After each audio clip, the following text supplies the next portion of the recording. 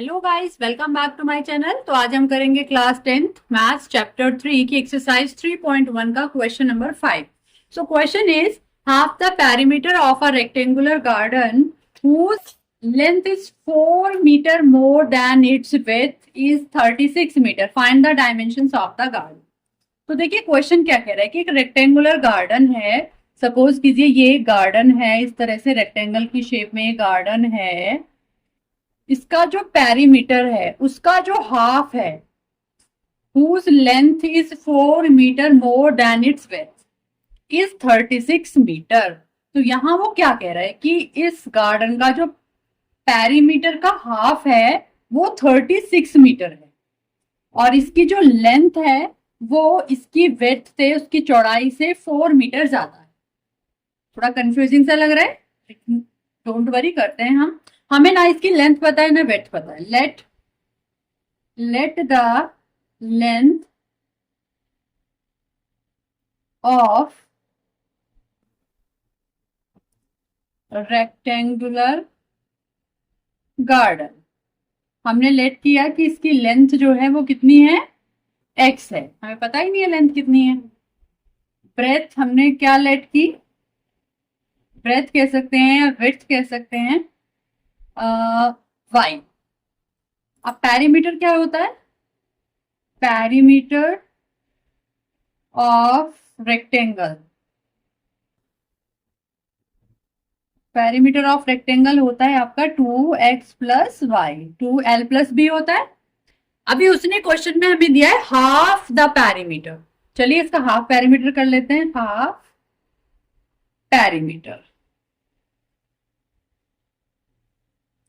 तो कितना हो जाएगा, हाफ जब हम इसका करेंगे 2x प्लस वाई का हम हाफ करेंगे तो कितना आएगा, 2 से 2 कट हो जाएगा और आएगा x plus y. Half perimeter x plus y है, ये हमारे अकॉर्डिंग है, बट क्वेश्चन ने क्या बोला है कि पेरीमीटर का हाफ कितना है, 36 है।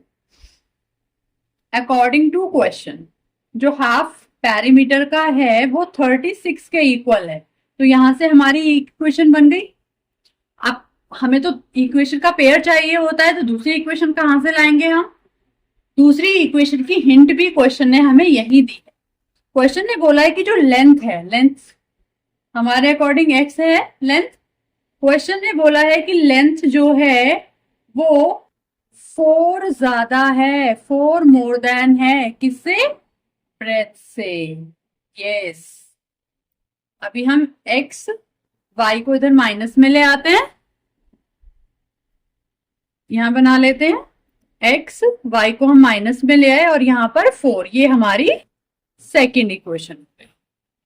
अब हमारे पास दो इक्वेशन है, x plus y is equal to 36, x minus y is equal to 4। अब हमें इन दोनों इक्वेशन से डायमेंशंस निकालनी है, मीन्स हमें लेंथ एंड ब्रेथ फाइंड करनी है। और लेंथ और ब्रेथ हमने किसको लेट किया था, x और y को। इट मीन्स हमें इन दोनों इक्वेशन से x और y की वैल्यू फाइंड करनी है। अब देखिए x और y की वैल्यू फाइंड करने के हमारे पास कई मेथड्स हैं और यहाँ पर्टिकुलर किसी मेथड को मेंशन भी नहीं किया है कि आपको ग्राफिकल मेथड से करना है या आपको एलिमिनेशन मेथड से करना है या आपको सब्स्टिट्यूशन मेथड से करना है। अगर आपका ये क्वेश्चन एग्जाम में आता है तो वहां आप इसको किसी भी मेथड से कर सकते हैं। बट अभी ये क्वेश्चन हमारा 3.1 एक्सरसाइज में, जहां पर हम सॉल्यूशन कैसे कर रहे हैं, ग्राफिकल मेथड से कर रहे हैं सब। अभी हमने सब्स्टिट्यूशन मेथड और एलिमिनेशन मेथड तो पढ़ा ही नहीं है, तो अभी हम इस इक्वेशन को किससे करेंगे, ग्राफिकल मेथड से ही सॉल्व करेंगे। चलिए करते हैं। पहले हम क्या निकालते हैं, इनके पॉइंट्स निकालते हैं। तो हम पहले दोनों इक्वेशंस को लिख लेते हैं सेपरेट सेपरेट। तो हमने दोनों इक्वेशंस को सेपरेट सेपरेट लिख लिया है। अभी हमें यहाँ से वैल्यूज फाइंड करनी है। सपोज हमने यहाँ से x की वैल्यू फाइंड की 36 माइनस, या y रख लेते हैं इधर, हमने y रखा इधर 36 माइनस x। अब अगर मैं यहाँ x की वैल्यू मैं एज यूजुअल 0 नहीं पुट करूंगी। क्यों नहीं पुट करूंगी, ऐसा नहीं है कि 0 पुट करने से मेरा आंसर नहीं आएगा, आंसर मेरा सबसे आएगा। बट अगर मैं यहाँ पे देखिए जितना भी छोटा नंबर यहाँ पुट करूंगी y की वैल्यू मुझे उतनी ही ज्यादा मिलने वाली है। सपोज मैंने यहाँ 0 पुट किया तो y की वैल्यू मेरी कितनी हो जाएगी, 36 हो जाएगी। तो उसके लिए हमें ग्राफ भी तो बहुत लंबा चौड़ा बनाना पड़ेगा ना। तो हम यहाँ पर इतनी छोटी वैल्यूज पुट नहीं करेंगे, हम ऐसी वैल्यूज पुट करेंगे कि x और y दोनों की जो वैल्यूज हमें मिले वो आसपास ही मिले, ज्यादा डिफरेंस ना हो इनमें। तो लेट सपोज कि मैंने let x is equal to put किया 20, मैंने 20 पुट किया तो y की वैल्यू कितनी आ गई 36 माइनस 20, सो y की वैल्यू आ गई मेरी 16। अब अगर मैंने let x is equal to put किया 24 तो y की वैल्यू 36 माइनस 24 दैट इज 12। तो ज्यादा डिफरेंस नहीं है इनमें, हमें वैल्यूज मिल गई हैं। अब हम इधर देख लेते हैं, बाद में फिर हम दोनों की एक टेबल बना लेंगे, टेबल से ही फिर हम ग्राफ ड्रॉ करेंगे, उसका ग्राफ से हम सॉल्यूशन निकालेंगे। अब यहाँ भी हम ऐसे देख लेते हैं y is equal to x minus 4। So अब अगर मैं y की वैल्यू x की वैल्यू मैं 10 पुट करती हूँ तो y की वैल्यू मुझे क्या मिलती है 10 माइनस 4 मीन्स 6। जब मैंने x की वैल्यू 10 पुट की तो y की वैल्यू मुझे 6 मिली। Got it. Now let suppose मैं x की वैल्यू पुट करती हूँ 16, कोई भी वैल्यू आप पुट कर सकते हो, तो y की वैल्यू आपकी आएगी 16 माइनस 4 मीन्स 12। तो अब हम अपनी इस इंफॉर्मेशन से हम दो टेबल्स बना लेंगे और उस टेबल के बेसिस पर हम अपना ग्राफ ड्रॉ करेंगे। तो चलिए हम टेबल्स बना लेते हैं। तो हमने दोनों टेबल्स यहाँ ड्रॉ कर ली हैं, अब हम इसको ग्राफ पर शो करेंगे। तो देखिए जो जिन एक्सिस का हमें कुछ काम नहीं होता है ना, जैसे हमारी कोई वैल्यूज ये नेगेटिव में नहीं है तो ये नेगेटिव वाली एक्सिस को पूरा ड्रॉ करके दिखाने की जरूरत नहीं है, आपको जितना की नीड है आप उतना ड्रॉ कर सकते हैं बस। तो करते हैं हम। सबसे पहले हमारी x की वैल्यू जब 20 है, जब x की वैल्यू 20 है तो y की वैल्यू 16 है। x की वैल्यू 20 है तो y की वैल्यू हमारी 16 है।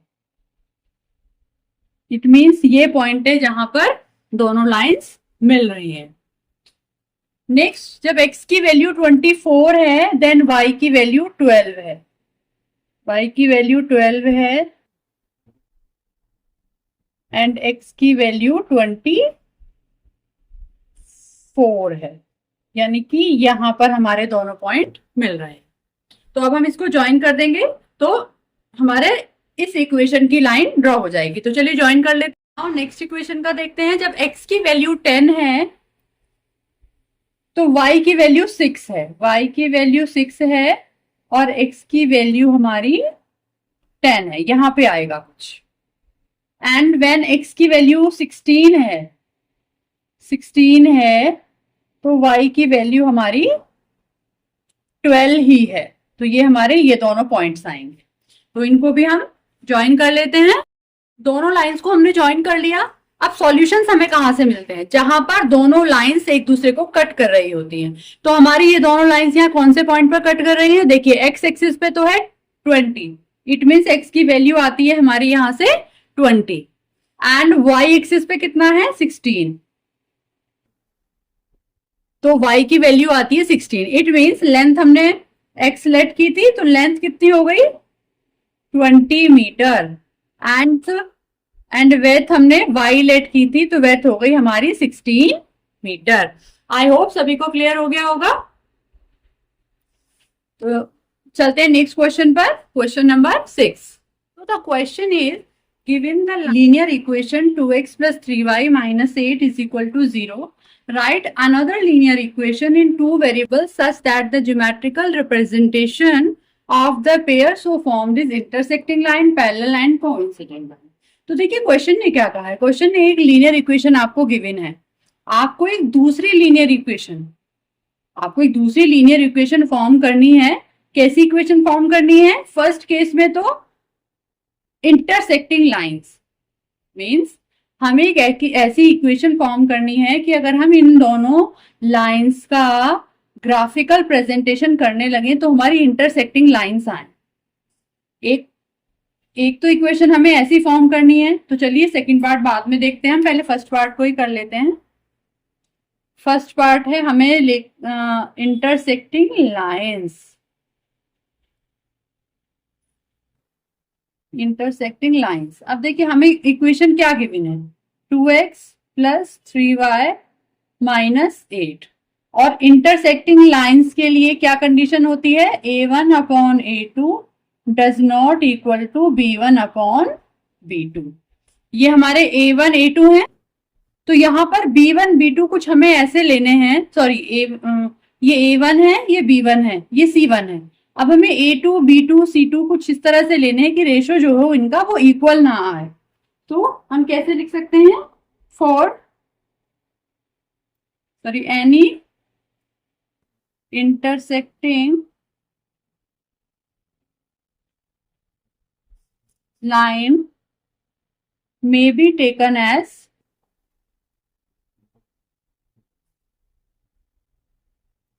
कोई कुछ भी ले सकते हैं हम।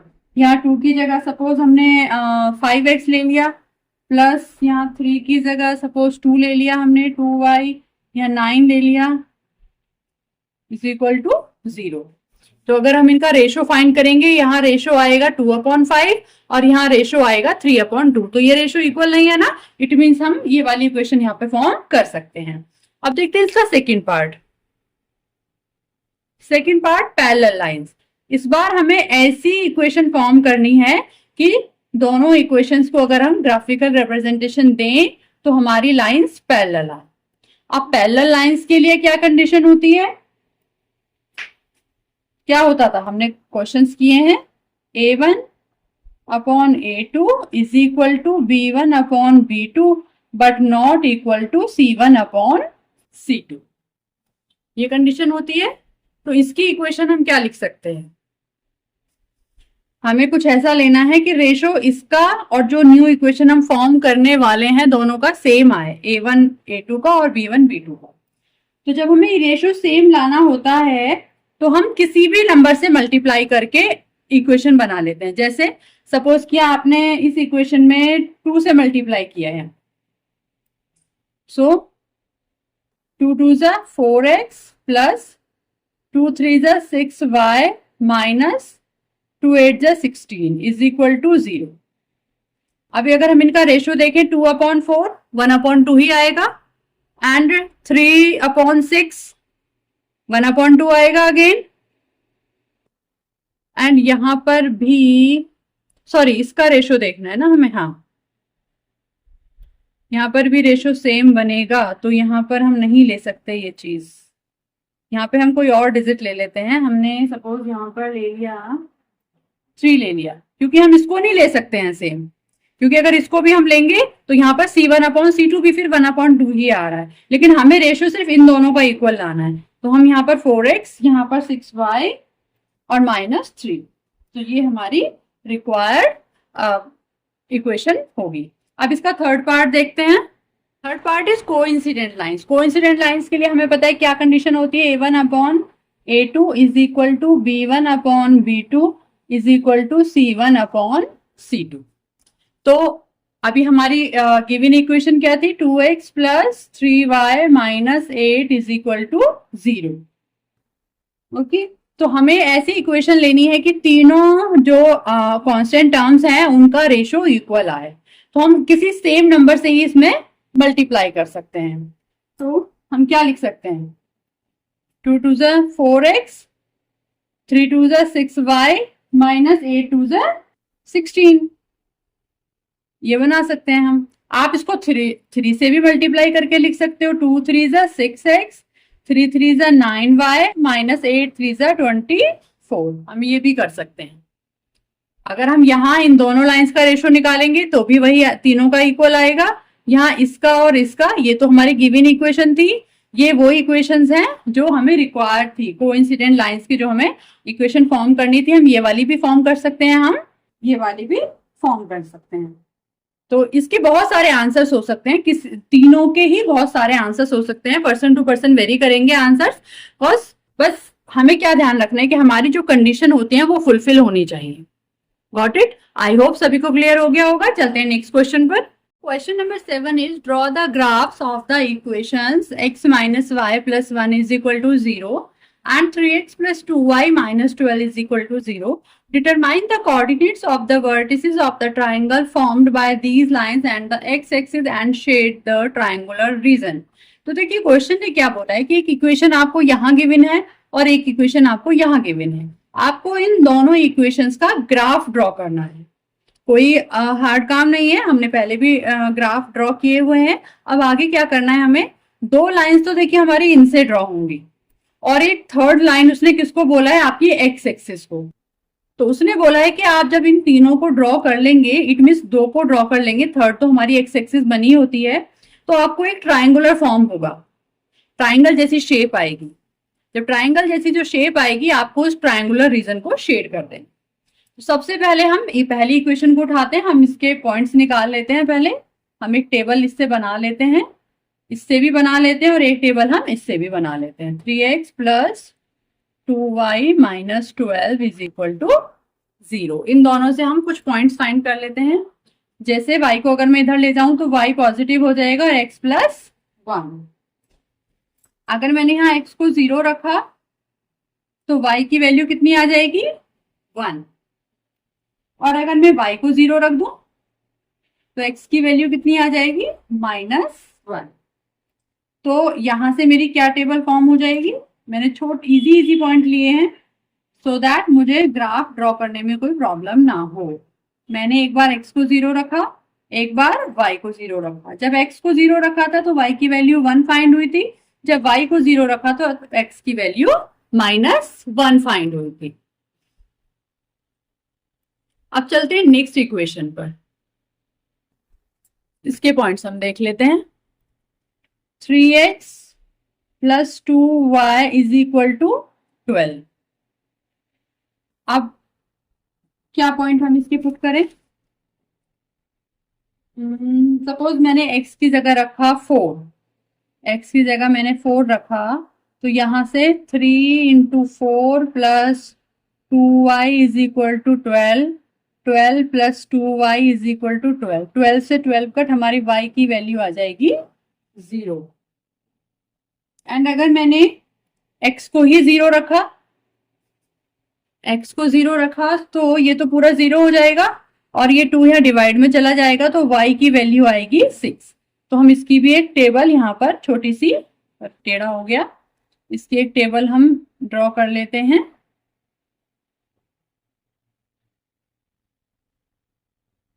इसके भी कोऑर्डिनेट्स हम यहाँ लिख लेते हैं, x y।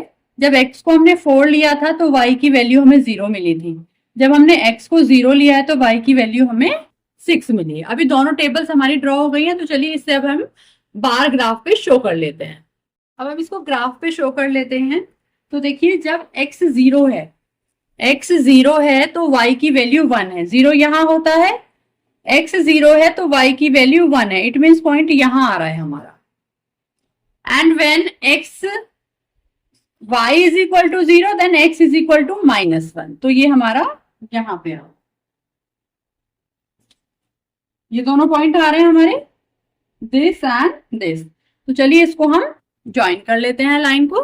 नाउ दूसरी टेबल देख लेते हैं। जब x 4 है y 0 है, x 1 2 3 4, x 4 है और y 0 है, इट मीन्स ये पॉइंट होगा।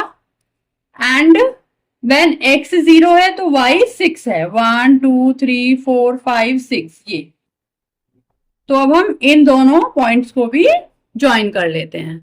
अब हमने दोनों लाइंस को ज्वाइन कर लिया है, तो देखिए हमें ये ट्राइंगुलर फॉर्म हो रहा है, तो इस ट्राइंगल को हमें शेड करना है और इसके वर्टिसेस हमें बताने हैं। वर्टिसेस कौन से होंगे, पहले हम इसको नेम दे देते हैं। पहले हमने इन दोनों को ज्वाइन किया था, तो लेट्स सपोज ये दोनों क्या है, ये पॉइंट ए है और ये पॉइंट बी है। फिर हमने इन दोनों पॉइंट्स को ज्वाइन किया था, तो लेट्स सपोज ये पॉइंट सी है आपका और ये पॉइंट डी है। तो देखिए इसके वर्टिसेस क्या है, यहाँ पर x एक्सिस पर तो 0 है और y एक्सिस पर 6 है। अगर हम इसके कोऑर्डिनेट देखें तो देखिए x एक्सिस पर तो 1 2 3 4 है एंड y एक्सिस पर 0 है। बट हमें जो कोऑर्डिनेट्स एक्चुअल में देखने हैं, वो जो हमारा ट्राइंगुलर फॉर्म हो रहा है उसके ही तीनों वर्टिसेस देखने हैं। तो देखिए इसके 3 वर्टिसेस कौन से हैं, एक तो ये है, एक ये है और एक ये है। तो यहाँ के तो हमने 4 और 0 फाइंड कर लिए। यहाँ के वर्टिसेस क्या होंगे, एक्स एक्सिस पर -1 है और वाई एक्सिस पर 0 है।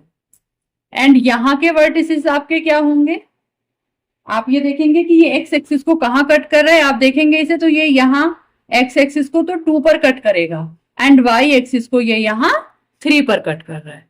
तो आपके इसको नाम दे देते हैं हम P। तो कोऑर्डिनेट ऑफ P क्या होंगे, 2 और 3। और फिर हमने ये जो हमारा ट्रायंगुलर पोर्शन है पूरा, इसको इस तरह से हम पूरा शेड कर देंगे।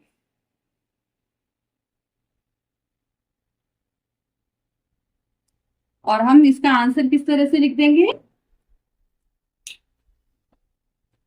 हम इसका आंसर लिख देंगे दैट क्लियरली वी ऑब्टेन्ड, क्या ऑब्टेन किया है हमने, we obtained triangle PBC, PBC।